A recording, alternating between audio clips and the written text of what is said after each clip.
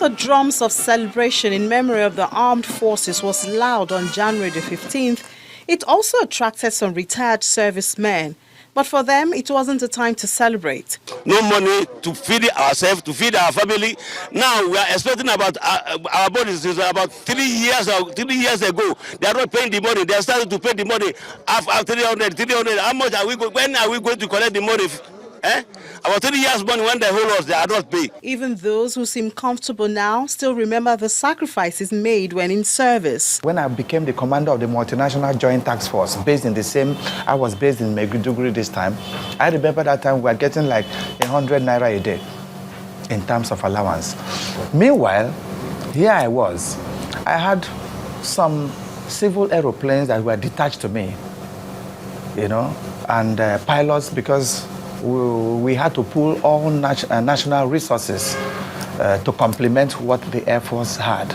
So some of them, like the aeroplanes belonging to the Border Patrol unit, they had cameras on them.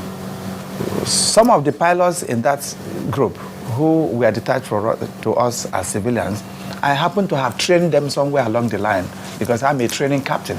And where they come from, their allowance in a day is 10,000 naira per day, whereas we in the Air Force, we are 100 naira a day. Scenes like this have prompted the call that the memory of Nigeria's fallen and even living heroes be celebrated beyond one day.